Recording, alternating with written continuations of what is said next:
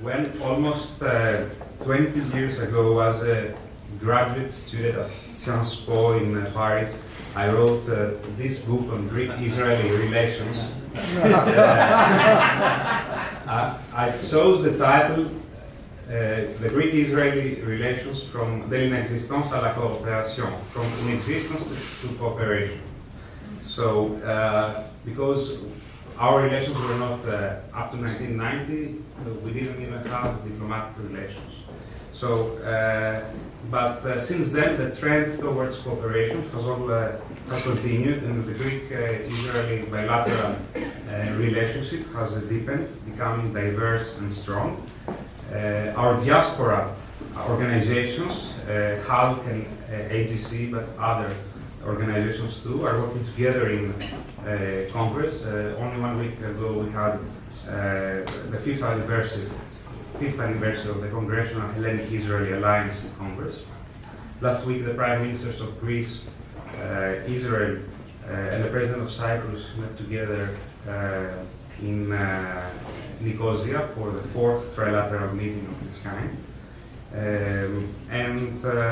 Among others, they agreed to expand our cooperation in energy, environmental protection, and trade. So in the same spirit, today we are here to listen how Israeli startups manage to grow and conquer the global market using Boston as their gateway. We Greeks like to say that we know pretty much everything, but it is not always true, and we don't need to reinvent the wheel to help our startups grow and boost our economy, which is actually turning the page, leaving the crisis behind. I think we can benefit when friends share their experience, and Israel, a startup nation with small size but big impact, where the kibbutz became an incubator and the farmer a scientist, can show us maybe the way or ideas that could help us return to economic growth. And we have some quite positive developments recently regarding the Greek economy. Actually, the economy has returned to growth for many consecutive quarters. Tesla, where we have some of our top engineers, is opening an R&D plant in Greece. This is a huge thing. The Greek government's fund of funds, Equifund, has been launched with the aim of sustaining a thriving venture capital ecosystem in Greece. It amounts up to 400 million euros, and we hope that our next event here will be on the Equifund. So I think it's time to ask Marina to take the lead and let the experts talk. I think that Marina doesn't need any introductions. Entrepreneur, angel investor. Recently, we found out that she's also a writer.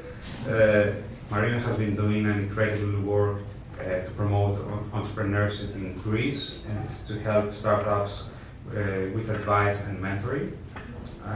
She will talk more about what we have been doing recently here in the last 7 months, together with Michael Blezas from MIT, and Stamatis Astras, and MIT Enterprise Forum of Greece. And she will coordinate the discussion. Thank you, Marina, and thank you, everybody, for coming here.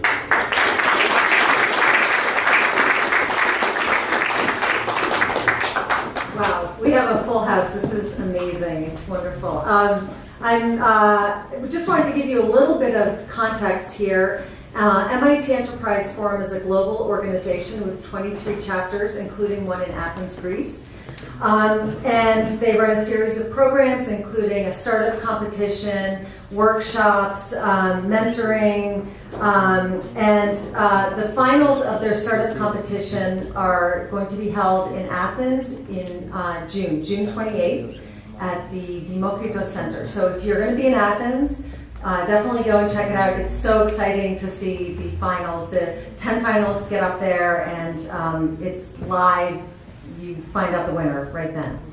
MIT Enterprise Forum Greece has created a diaspora group based here in Boston of technologists and business people, Greeks and Greek Americans, who are interested in helping make Boston become a hub of innovation for Greek startups. So we've been doing this for the last few years. We have an event usually every 6 months, and we're trying to gather people and expand our group and find ways to connect Greek startups to the network that is so valuable, to find customers, partners, mentors, advisors, board members.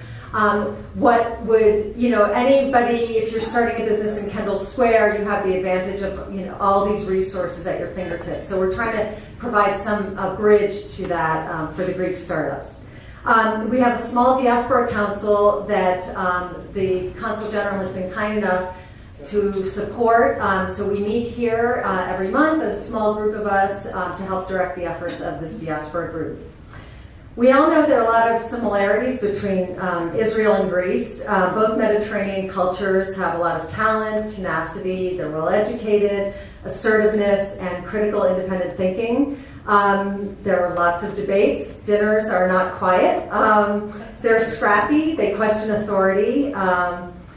Also, living within a small market, the mentality is to go global. So you can't live within such a small market.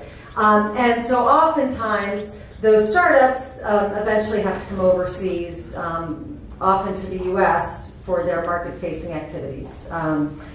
Israel does spend more on R&D and has a higher population that's educated, university educated, and obviously a very different military experience.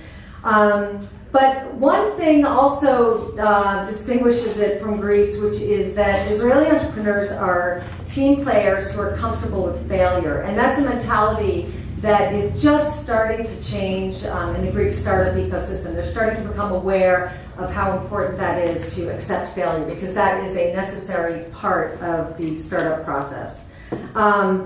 Startups in Athens are getting a big boost from Equifund, over $300 million in venture, private equity, and tech transfer funds, plus another $100 million of private investment. So without further ado, I want to introduce David Goodtree. I had the good fortune of visiting Israel with David a few years ago, and for me, that's when the light bulb went off that the two countries share so many similarities, and if Israel can do it, why can't Greece? David is an active investor and board advisor in technology companies in the US and Israel. He's a global venture partner of Our Crowd, which is a global crowdfunding venture capital firm based in Jerusalem. He's also a founding board member of Mass Challenge Israel, which has become the country's largest startup accelerator, with 100 alumni companies in its first 2 years. He authored the Massachusetts-Israel Economic Impact Study, which he'll be talking about tonight, and led trade delegations to Israel for Governor Charlie Baker, Governor Deval Patrick, and hundreds of senior executives in cybersecurity, digital health, and other sectors, in his role as a board member of the New England Israel Business Council. So without further ado, David.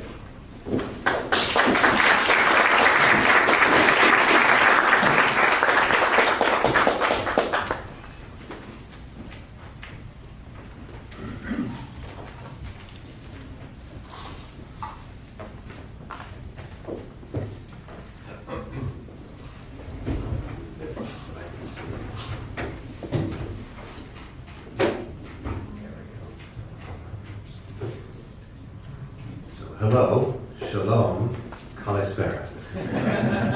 Hello, shalom, kalispera. So, thank you for being here. I'm an American, grew up here, grew up in the States, and landed here in Boston, and as an adult, developed a relationship with Israeli business. So really the perspective that I'm going to share with you is a Boston-based perspective on the Massachusetts-Israel relationship based upon the study that was mentioned. So to give you this context of very much like Greece, small market in Israel. Greece has a regional market. Israel doesn't really have a regional market because their neighbors are Syria and Lebanon, where they don't have good relations, and peaceful economies, peaceful relationships with Jordan and Egypt, but not well-developed economies. So they must think globally to succeed. And Boston is a magnet for that. So that's really the context, this diaspora kind of relationship.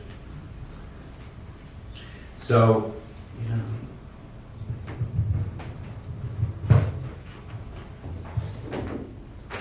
sorry, I got this This is as far as I'm going. Can you hear me in the back? Yes. We're there.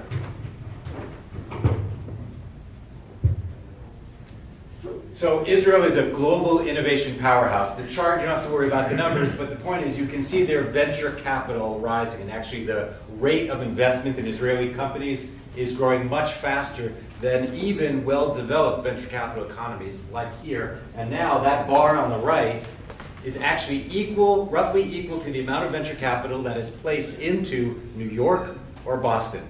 Israel has now vaulted into that top tier. Only Silicon Valley is larger than, for the United States, than Israel or Boston or New York. China's a whole other category. The other interesting thing is the blue and the gray. The gray is capital that comes from within Israel. And if you notice, 80% of the capital comes from outside Israel into Israel, from the United States, Europe, and all over Asia. So Israel is a global innovation powerhouse. Israeli companies, like Greek companies, must think globally from the start, probably even more so because they have no regional market, which means I'm an investor. If you don't have your startup and you don't have a global plan from the beginning, I'm not interested because there's only 8 million people in Israel. So what kind of market is that I'm interested in investing in unless you want to build a restaurant chain? Massachusetts is a natural magnet for Israeli expansion. Why? First of all, we also have an innovation-centered economy. You live here, you understand what that is. Our geography on the East Coast is very attractive compared to the West Coast, which means we're 7 hours difference with Israel. It means that there's some time of day overlap to work together. It also means it's a much shorter flight. And we have a nonstop flight. And there's not a ton of nonstop flights to Israel. In the United States, there's only 4 cities. We're one of them. The network is also very important. There are 30,000 Israelis who live in Greater Boston.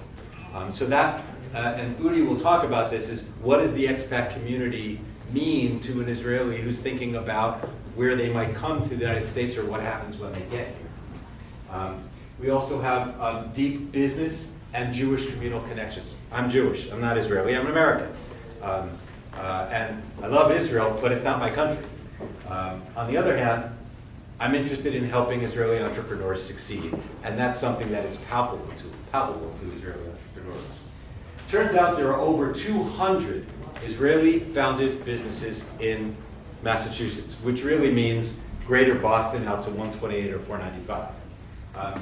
In particular, in tech, here are some of the companies. Some of the greatest, most successful companies in Boston were founded by Israelis. Akamai, who I used to work for, was co-founded by an Israeli. He was doing graduate work here. CyberArk is perhaps the most, or one of the top 3 most successful cyber companies in Greater Boston and the world, and lots of other companies there. In addition, life sciences is a growing sector. It's obviously, we're the life sciences capital of the world here in Boston, and Israelis are now developing their sector, and other sectors as well, energy, and actually if you frequent the Tate bakeries, as we all do, yes.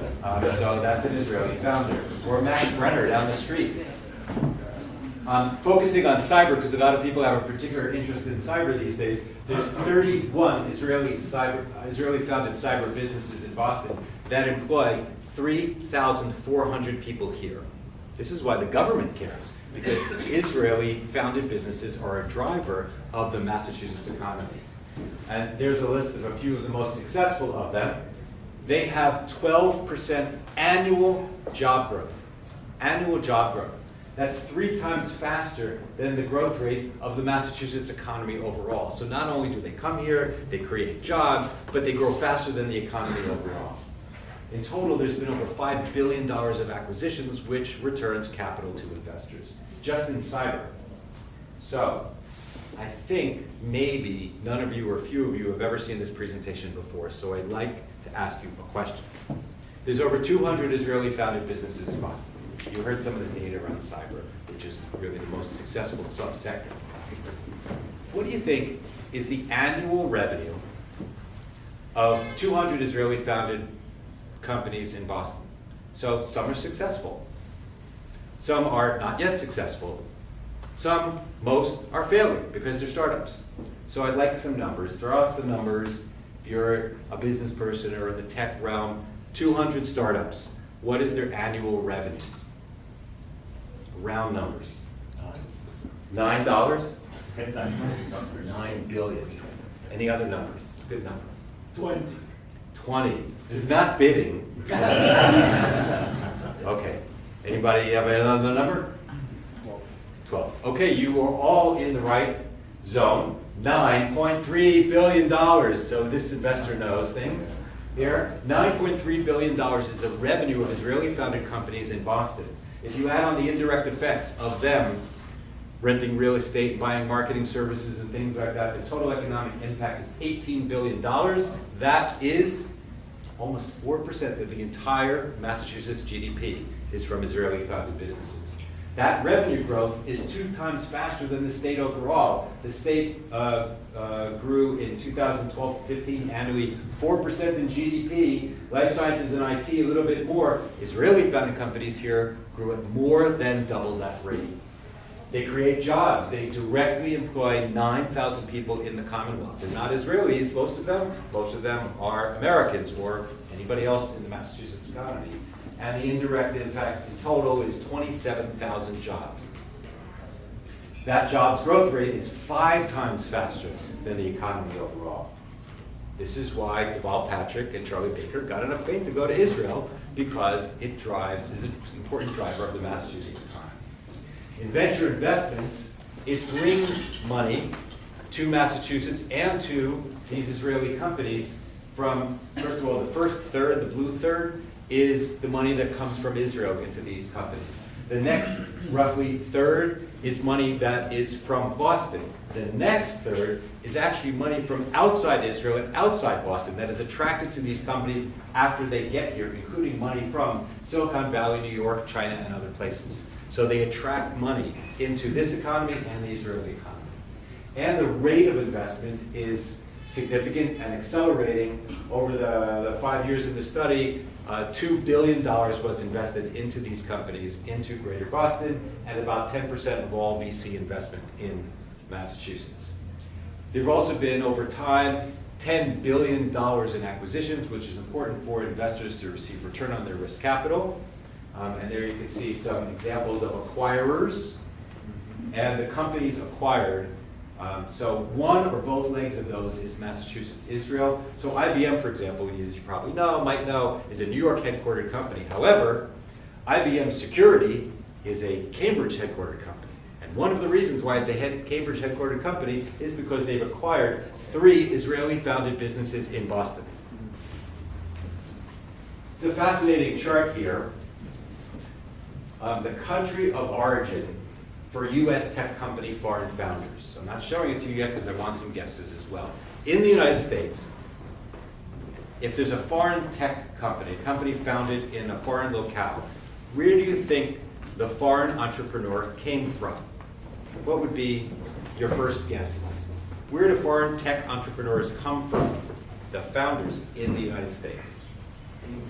India? Other guesses? Israel. China. Russia. Russia. Any others? So in the United States, number 1 is India. That's the yellow, 1/3. Then we have, just to read them in order for you, China, 8%, UK, Canada, 4%, Germany, Israel. Little Israel, 8 million people, 4% of Israeli tech company founders. That's a pretty good showing for little Israel. In Massachusetts, Israel is number 2 at 16%. So very important to our local economy. The full story is in this white paper of 80 pages, lots of wonderful detail and stats and narrative, and you can find it on the website neibc.org, or New England Israel Business Council, neibc.org. I just want to take a minute to mention governor's missions. So Deval Patrick took 2 missions to Israel. He went to 13 countries in total during his 2 terms in office. He went to only 2 countries twice, China and Israel. China was about export to Israel. from Massachusetts to China. Israel was about bilateral relationship and technology flow, company flow, capital flow, a completely different kind of thing. But he went there twice. Charlie Baker has only gone to one country and said he would only go to one country in his first term in office, and that was Israel. And I'm just going to read you this quote because I think it really expresses why governors care. This is from the Secretary of Economic Development. To grow our economic relationship with Israel, we need to foster a free flow of ideas, talent, and capital between our two geographies. Free flow is important. It's not about ripping your companies out from either place. It's about mutual benefit. Massachusetts wants to become the preeminent partner with Israel in the United States. And that is the story behind the Massachusetts-Israel relationship. So I'd like to introduce now a fine example of one of our entrepreneurs from Israel and a friend, and actually I'm also invested in his company. The company is in Vered, and it's Dr. Udi Meirav, who's founder and CEO, and the US headquarters is in Needham. He'll tell you a little bit more about the company. Before in Vered, Udi was the CEO of Boston-based Luminous Devices, a high-performance LED company. He was a venture capitalist at Stata Venture Partners, an early-stage fund. He holds dozens of patents. I was scrolling through them, and the pages kept going on, and has served on boards of numerous startups in semiconductors, cybersecurity, oncology, and digital health. He earned his PhD in physics at MIT and began his career doing nanophysics research. So, Udi, please. Thank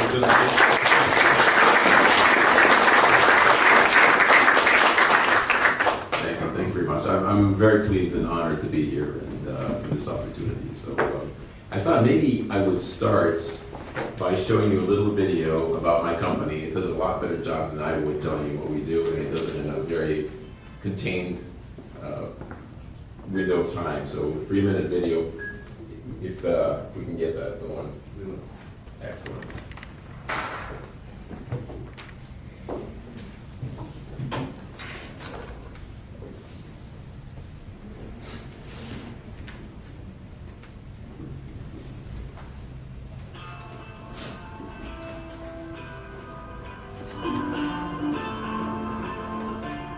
Maintaining indoor air quality is a huge expense in commercial buildings. Over time, contaminants like carbon dioxide, formaldehyde, and VOCs build up inside the building.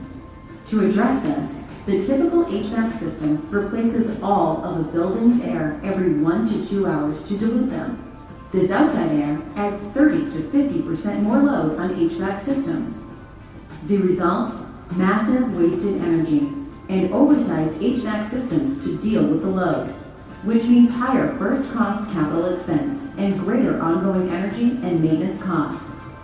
Plus, outside air brings in its own pollutants, especially for buildings in cities or near highways. You can solve these problems with the Inverid HVAC Load Reduction, or HLR module. HLR technology is the only solution that safely removes all indoor air contaminants through molecular cleaning, which improves indoor air quality and reduces the need for outside air by 60 to 80%. This lowers required HVAC capacity for heating and cooling and capital expense, while reducing annual energy consumption by 20 to 30%, with peak savings of over 40%, and much less outdoor pollution brought into the building. The underlying air cleaning technology has been around for decades in spacecraft and submarines and is based on sorbent materials engineered to capture contaminants. Its operation is surprisingly straightforward. In adsorption mode, the HLR module draws circulating air from the building's HVAC system. Non-toxic sorbent cartridges capture contaminants so clean air flows back into the building. When sorbent cartridges are saturated, the module automatically begins a self-cleaning process called regeneration. In this mode, a small heater warms air inside the module, releasing contaminants and safely exhausting them outside the building. Using Inverid HLR technology, you can save on new HVAC system costs or expand the capacity of existing systems. Earn lead points, stop wasting energy, and reduce operating expenses. Improve indoor air quality and care for your building's occupants. To learn more, Visit our website or contact us to speak with a representative. Excellent, thank you. So, in many ways, I think we are a typical startup, but in other ways not. But I thought maybe I'd start by telling you a little bit more about myself, and then a few more words about Inverit and the relationship with Boston. So I grew up in Israel, and like all Israelis, I served in the military. I was recruited at the age of 17, and served in a unit which at the time was very secret. You couldn't even say its name, but now everybody knows its name. It's called 8200. And I mention that because 8200 is it's a very large unit of the intelligence, which uses technology to do intelligence work. Just leave it at that. And it has spawned a significant fraction of Israeli startups and innovation. So, and I think the military story plays into any analysis of the Israeli startups and the innovation that comes out of Israel. 8200 is not the only unit in the Army that spawns entrepreneurs by any stretch, but I started there. And after the Army, I studied my bachelor's degree in Israel and then went to Boston to study at MIT, where I got my PhD. And I think that the academic aspect of Boston, and we all know what a phenomenal academic city this is probably the centerpiece of this whole of the whole connection between Israel and Boston and technology and the cooperation. So I can't overstate the significance of the academic connection as really the root of everything we're talking about here tonight. So I spent 6 years at MIT, and it made a lot of connections there too, which I'll come back to in a second. But when I finished, I went back to Israel, worked there for a few years, and then decided that I worked there in research, in science research, and Israel is a great place to do science research. But I wanted to go into business. I wanted to come back to the US, and I already had a wife and a daughter at the time. And this is also very important. The most important thing an Israeli entrepreneur needs, where they settle in the US, is a place where their wife will be happy, or their spouse, in case of there's many women entrepreneurs as well. Boston is very important in that regard because, and it's all this kind of circular logic, right? You got the academics, and then you got the startups, and then you got a social community here, and which makes it that much easier to come here with a young family and find connections and friends, and not just for yourself, but for your whole family. So I actually had opportunities in New York and Boston, and my wife at the time basically vetoed New York. She would only go to Boston because she knew a lot of other Israelis who lived there, and it would be a great place to come and settle, which is what we did. And that was 21 years ago. And I've done many things since then. I don't want to go too deep into this now because I think we'll do a Q&A, but I do want to point out that the first startup I led here in Boston, I did it for a long time, was called Luminous Devices, and I was the CEO of that startup for 6 years or more. It was a manufacturing company. We made LEDs, had 2 facilities, one in Billerica, one in Woburn, employed almost 200 people, most of which, by the way, manufacturing employees. But that company started from a connection at MIT with Professor John Joannopoulos. And he actually brought a lot of Greek talent into the company too. So we had some of our best engineers there were from Greek background. But again, it all started with MIT, where I met John Joannopoulos. He was one of my professors. I would distinguish between being able to sell, which is the single most important thing you have to do in business. Everybody in the company is in sales, and the CEO, the founder, is definitely in sales. All day long, you're in sales. But I'd separate that from the other things that you need to do, which is to acquire resources. I think when it comes to selling, we're not selling in Boston. You're selling in the U.S. And you have to look at this as selling in America. And what you said, I think, is actually very important. You have to speak sports. You don't actually have to care about sports, but you have to be able to speak sports. It is the ultimate icebreaker in almost every business meeting I go to, and ideally you have at least 2 sports. I'm actually a big fan of football. I don't care that much for basketball, but I can speak both sports because I need and they have different seasons, of course. So, if I have some business meetings in the springtime, I can't talk football. I got to talk basketball.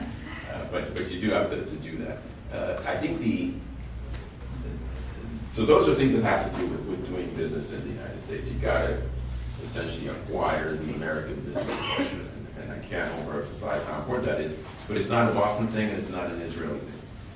I think the thing that's interesting, and where a foreigner actually has an advantage here, and I actually believe that it's easier for an Israeli to start a business in Boston than for an American, is because of the network.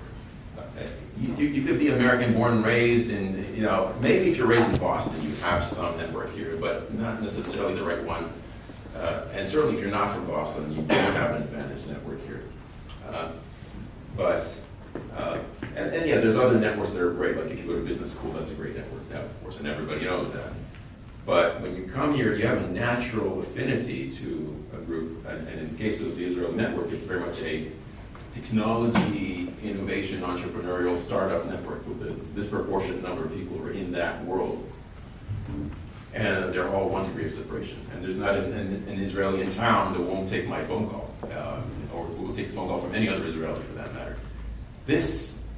Americans don't have that.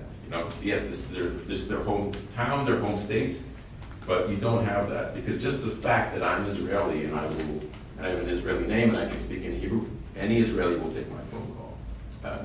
Once, after I have something important to say after that. But so I think it's actually an advantage. And I know I have American friends who envy that, who actually say, wow, you guys have a support network. Now, in the case of Israel, there's actually 2 layers, and it's an interesting distinction. There's the Israeli network, and then there's the Jewish network. And those are not the same. And for people who are not Jewish or not Israeli, it may seem like one thing. These are 2 very different networks. They're both very important and very useful. The Israeli network is very tight.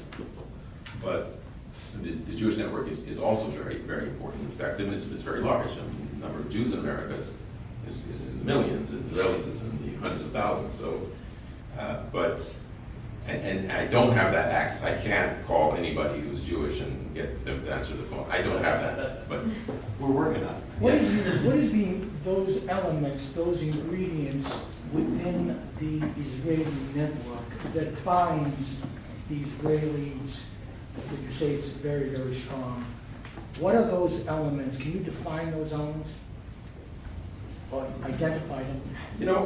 I don't know that they're different from any expat community. I mean, they might be, but I have no reason to think that. It's just, if you have the American expat community in Tokyo, for example, which I know nothing about, I'm going to imagine that they all have very easy access to each other because they're Americans in Tokyo. Or Chinese people in Germany, whatever that the case may be. I think there's that natural affinity because we're all with a shared background, somewhat in a foreign place. Now, I've been here so long that I don't think it's possible a foreign place, but in principle, and that creates a natural sympathy, affinity, which makes that work. I think that's just human nature. I don't think it's an Israeli thing. I don't think it's a Boston thing. But I think trust is really key in this kind of relationship, this thing that you just identified. And trust is something that is not easily acquired or developed. It takes a long time. And in the Israeli experience, is that trust accelerated in terms of time, or how is that? Is it unique? I think it's accelerated only in 2 senses. And I don't want to overstate how easy it is to trust somebody else just because they're Israeli and I'm Israeli. I don't think that's a huge thing. 2 things are big. One of them is the initial conversation can happen very quickly. I won't have to beat around the bush to get access and to talk to them. The other is we have a lot of mutual acquaintances who can vouch for each other. So he knows that guy, I know this guy, and that's how trust building can be accelerated. But I think you're right, trust is so fundamental here, and it's not easy to do without it. When you sell your products to the building industry, do you market yourself as an American company or as an Israeli company? That's actually a really interesting question. 100% American company in the U.S. So you're a global player in the building industry? No, we go by the country we're in. Yeah, so in the United States, we're a 100% American company. In Saudi Arabia, we're a 100% American company. In China, we're an Israeli company. It's off topic here. I don't want to go into this tonight, but China has this very strong interest and excitement now about Israeli innovation. And in China, to be an Israeli company is a badge of honor. So we play that to the hilt in China. and we have these two identities, and we can use them as is. Let me just add to that. It also is industry specific. So he mentioned the military unit that he was part of, 8200, which is associated with cybersecurity. Today, Israel is recognized as the global innovation leader in cybersecurity. Some of the most successful cybersecurity companies were founded by Israelis. Checkpoint, Palo Alto Networks, here in Greater Boston, RSA. S was Adi Shamir. Akamai was co-founded by an Israeli, CyberArk. So it has this phenomenal reputation, and actually it is something that is put forward now to say our pedigree is Israeli or partly Israeli. Another sector also where Israeli roots is helpful is in water technology. Israel is probably the global water innovation leader. It's a country that was a sand and swamp and is now water abundant to whatever degree it wants to be because it effectively manufactures water. And it's the only country in the world other than little Singapore that's ever done that, and now it's exporting this technology around the world. So there's an example where that pedigree matters. In other sectors, it doesn't matter or has no meaning. And I would say that that's often true, but it's changing. Do you have employees in Israel? And do you see a relationship between Israeli companies on a broader sense, to show a bigger picture? Yeah. Where there are R&D divisions or groups of employees in Israel, and what's the benefit of the relationship in that regard? So first of all, there's the prototype. The prototype is an Israeli company, starts in Israel, eventually moves its business headquarters to the United States, hopefully Boston, maintains an R&D center in Israel. This is like the textbook case. We're not like that. Okay. So we're a little bit more of an exception. We do have employees in Israel. We did start all our R&D in Israel. But R&D is so central to my philosophy of this business that I want it all here. So I actually relocated my key technologists, and they're all in Boston now. Well, we still have a small team in Israel. They're actually doing support of Israel as a market. Yeah. So Israel, because we started there, some of our first customers were there. We still need to support that, and it's an interesting market. And also, Israel is much closer to Asian markets than the U.S. is. It's interesting. We think of Israel as very far, and China and India is very far. Israel is closer to China than the U.S. is, so that comes in handy if I need to send somebody to China, send them from Israel. But yes, we still have that team in Israel. In general, the answer to the question is that prototype is R&D remains in Israel. If there's multiple founders, often one or more founders will remain in Israel, and one or more will go to open up foreign markets. But for as many companies as there are violations of those rules. I have a follow-up. But there's a strong, really strong cultural thing which I am not a part of because I'm not Israeli, about that you always come back to Israel. I think now what's going on after many years of Startup Nation, which really is about 25 years old in terms of when venture capital really got started to reach the height of that graph that you saw before. Now, Israeli companies, for example, when they get acquired, if they get acquired, say, we're staying put. So when Intel acquired Mobileye, the team said, we're staying here, and Intel said, okay, our auto tech division is in Israel. Or Google, when it acquired Waze, basically said, fine, you can be Google Maps. And now Israeli companies are saying, I'm not looking for the exit, I'm looking to be the Fortune 1000 company. And it changes, so it's reached a kind of a later stage of the maturation of development of that market. And what are the economics for R&D centers in Israel? Are they comparable to here? Is an engineer? Oh, is it cheaper to run R&D there? The same cost? No, it's no longer cheaper. No longer. Used to be cheaper. Was it cheap? Yes. Yeah. But in the past 5 years, Tel Aviv is as expensive as New York. And by the way, both Boston and Israel have a similar problem, which is there is not enough talent people. And so the effective unemployment, people have unemployment being 4%. It's not 4% for the type of talent we're looking for. It's 0 for the talent. Interestingly, we compete, obviously Boston competes a lot with New York and Silicon Valley globally and in the minds of Israelis. And particularly if Israelis hadn't been to the United States extensively or studied or whatever, they don't have a deep understanding of the differences between different geographies. I guess, but those who have been here and who call and say, hey, listen, I'm thinking about coming to the States, where should I go? What they tend to end up hearing is, so this is my experience of listening to them and in venture capital myself is, Boston is 30% less expensive than New York or Silicon Valley, number one. Number two is employees are more loyal in Boston. Number three is if you're interested in tech, there's not even a population coming out of universities in New York City for that. So we have a lot of advantages there, but that's a secondary and tertiary level message which isn't necessarily heard when some people start making their choices. They just think, for example, Silicon Valley, Silicon Valley, Silicon Valley, Silicon Valley, New York, and then everybody else. But the truth is, we're pretty successful. We're just quieter about it.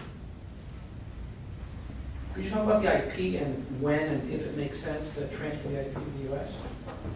Yeah, I have very strong views on this, actually, this particular question, which is the time to do it is right at the beginning, because it's very difficult to do later, and eventually you're going to want to do it. So but it's a question of opinion and debate. But my personal view is because it's very difficult to transfer IP later on, once it has value, because it costs you nothing to, well, it costs you $2,000 to write a patent, and it costs you nothing to do it under a U.S. company or an Israeli company. But if you wrote your patent under Israel, the Israeli company owns it, and you now need to move to the States either because you want it there or because you're being acquired, there's a lot of tax ramifications on that. And I don't know of any downside of just having the IP listed under a U.S. ownership from day one. So that's, and I know people debate that, but honestly, I don't see why they debate it. The answer is obvious.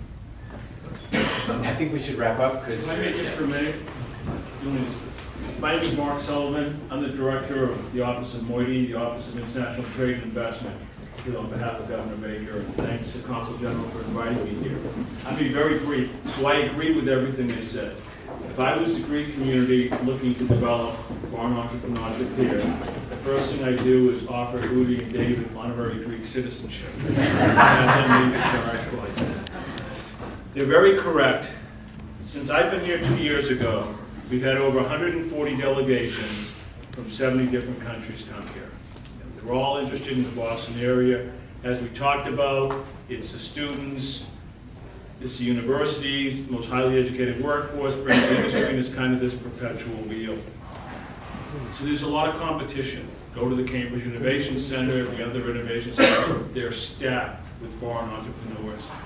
So what does the Greek community have going for it? It has you. Okay? Israel, you know, they're off and running. David knows more about Massachusetts and Udi do than I do, okay, without a doubt. But they started, you know, with one company, then two, then three. And he talks about the networking, which is critical. So you're all dispersed within the Boston economy. What is the Greek economy really good at? Let's just say it's software engineering. How many of you know Greeks that are into software engineering in Massachusetts or companies that are based here, whether they're Massachusetts directed or not? That's the inroads. When these entrepreneurs come, the biggest challenge they have, it's the networking. Who do I know? Who can I get to know? And they go to the innovation centers to hope to meet people and network. You're already there, or you know somebody that is. Maybe there's 3 Greek software companies that want to come here, have unique talent, and so I was touched with your comment about the Greek MIT connection. You know, that's what's going to bring them here. They show up, now they can go meet somebody. Somebody's going to take them to meet somebody, and they're going to get their chance. And then once they get their chance, just like the Israelis have done, then comes another company, then comes another. And that's kind of like that the way this kind of ball starts to match. But again, you've got a very active, well-educated Greek American community here, and I would really push that because I think that's your hidden asset as far as recruiting Greek companies to come here. Thanks again, David. So before we wrap up, I would like you both to answer a question, which is, if we rewind the clock 25 years, where was Israel, and what would you point to as being three of the critical factors that transformed it to what it is today? So this is actually well documented in a book called Startup Nation, which I would encourage. It's in 40 different languages now. New York Times, Wall Street Journal, bestseller list. It's 8 years old, but it really is 90% still valid. It was actually very significantly related to the Israeli government seeding the venture capital industry. Very much it was an agricultural economy and other sectors not associated with startups. But in an enlightened move, they got out of the way. They got out largely of that sector. So that really was the seed. After here's the book. Not only one. Oh yes. So this is Startup Nation, and you can get it in Arabic, Korean, and all kinds of things. And here's another fascinating book called Let There Be Water: Israel's Solution for a Water-Starved World, which is basically Startup Nation times water. That really was the driver. And then, of course, it was an education-oriented culture. I will add one thing here, which is the culture. And let me start with pointing out something which you may find amusing. You know, every child grows up wants to be a pilot or a firefighter. And Israeli children, they grow up, they want to be entrepreneurs. It's like they're heroes, like they're superheroes, entrepreneurs. And if I have to trace it to one event, I would say it was the sale of ICQ to AOL at the time. It was a shock to the entire society. Two guys basically wrote some software in their apartment. And within a short amount, I forget how many years, not many years, they sold it for $200 million. It's like, I have to mention the connection. Yeah. One of the founders lives next door to me on the island in Greece. You have to explain what ICQ is. ICQ was the first instance of what's called instant messaging. Not on a cell phone, on a computer, but instant messaging. It was their big idea. It was, what was the application called? It was first called and WhatsApp was the Yeah, later there's, of course, everybody knows texting and all that, but they were the first that said, you know what, email is not fast enough. We need something faster than email, and that became instant messaging. And it wasn't technologically particularly complicated. It was 95, 97. It was somewhere in the late 90s, I think. I forget. They probably started in the mid-90s and sold it in the later 90s. But that was a shock to the system. So now, the things that even come close to getting that level of recognition, not even that level, but it was such a shock to today, it has to be $1 billion exit to like really merit anything now, which happens like a few times a year now. Mobileye was $15 billion. $15 billion. Yeah, that was the largest one. And there's a few multi-billion in the last few months. But my point is really about not the business side, but the cultural side. This reverberated in Israeli society in an irreversible way. It basically changed everyone. Oh, you can do this. I can do this. Anybody can do this. A couple of kids can come up with an idea and become multimillionaires. It was not conceived of as even possible until that point in time. And that, to me, was a... I think that's the transition that's just starting to happen in Greece, where it's no longer working for the government, but yes, it's the success stories that you need. A couple of success stories make more impact than a lot of the measured policy issues. Well, thank you so much, both of you.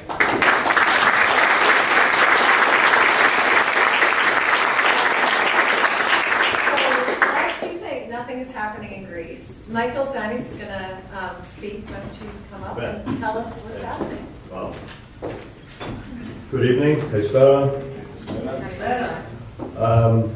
So I'm going to give you one small story, my story, of what's happened in the last 5 years in Greece, in Patras, Greece in particular, not in Athens. Before I do that, I'll tell you a little bit about myself, since everyone's been doing that. It actually helps add a context, I think. So I'm I'm a half Greek. My dad was Greek, my mom was American. I spent my first 13 years here in the US, and then we moved to Greece. And I finished high school and college in Greece. I went to the University of Patras and got an engineering degree, electrical engineering degree. And then, because I'm an American citizen, I wanted to come back to the US. I came back to the US, got a PhD, also in electrical engineering. My father was a professor, wanted me to become a professor. That wasn't my calling. And I went into industry. And I started working first for one small company and then another one called Aware, which is here in Bedford, Mass, in 1990, right after I completed my doctorate. And I spent the next 22 years there. I became CEO in 98. We went public, I was CTO and we went public in 1996 on NASDAQ. And when I actually became CEO, one of the interesting things that happened, the board supported this. It was surprising on one hand to me, but also I was very honored, of course. But they told me to take PhD off my business card. Because Wall Street is not going to want to invest in a technocrat. They're not going to believe you. They're not going to think you have a business vision. They're not going to understand the way you think. And that was fine. Okay, we'll take it off the business card. No Dr. Michael Zahns. I'm just Michael Zahns. That's fine. And actually, I came to appreciate over the next 10, 15 years why they were right in many ways. In that the way we're trained to think as doctorates or master's degrees or engineers or scientists or medical doctors is very different than the way people in the normal world think. And our ability to interpersonally relate to people isn't always as good as it is when you haven't gone through that kind of training. And I learned that, and I appreciated it, and I had fantastic mentors along the way to teach me that and to ask me the right questions. And in 2012, I left Aware, and I went to Greece for a year to spend a sabbatical year off. And while I was at Aware, I would go to Greece on vacation. Take my family of 3 kids, we'd go on vacation. Greece was a vacation spot, fantastic place. Go for a month, enjoy the beach, come back to work like crazy for the next 11 and a half months. So I decided to go to Greece for a year. I go back to the university where I graduated. I teach some seminars. And I find out about a little startup community that I had no idea existed.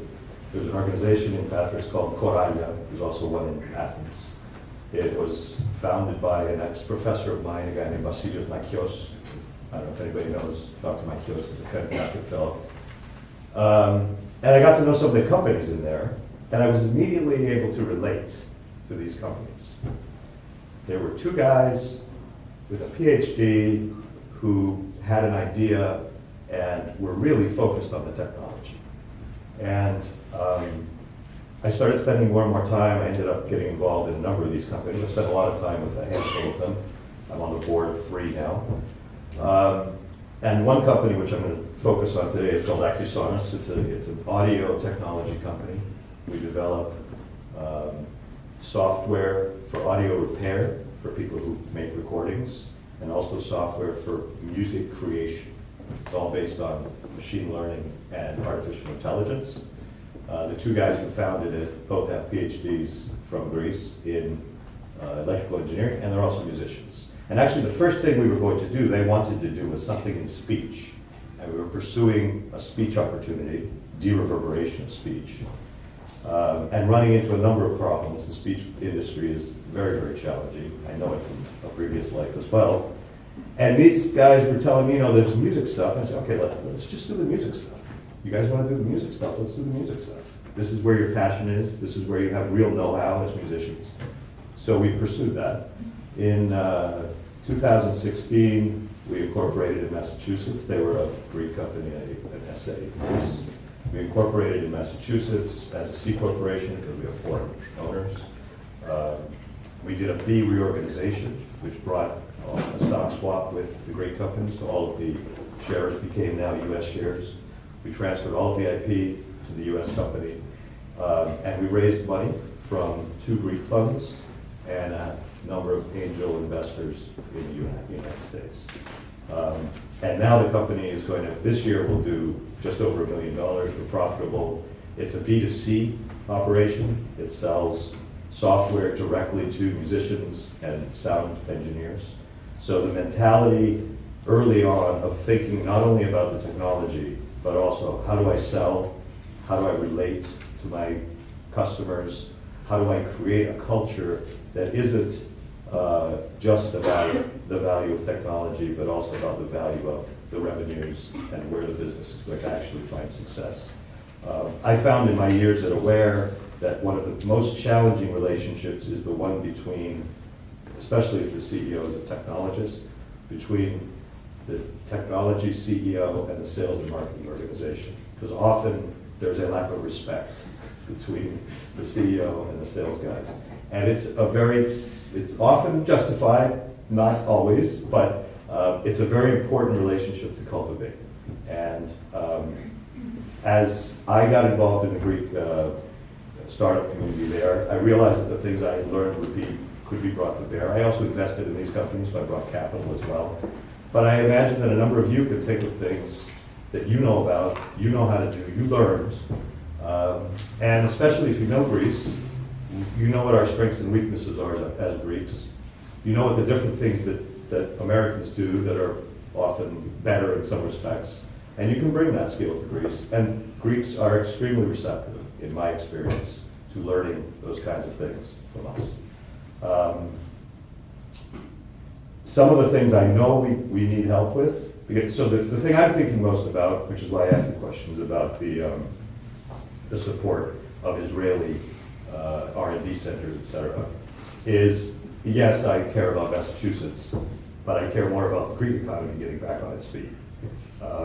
And this Equifund that's being started now, I don't know if there's been something like that in Israel and whether there's any history we could look at there. But the Equifund has as a requirement that a certain percentage of the employment take place in Greece, because the idea is to keep employees engaged in Greece. And the economics of an R&D center in Greece are very different than the economics here.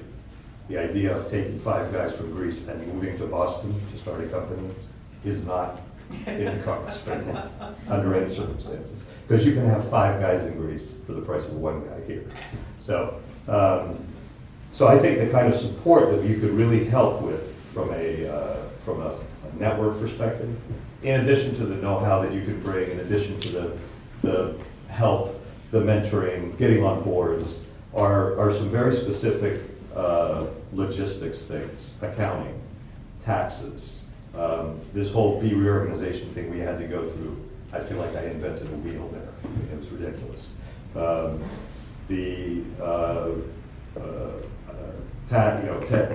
The folks who are now employees in Greece, we wanted to give them stock options because we want to create a company that's an international company with all the employees being equity owners. So now you're granting U.S. stock options to foreigners.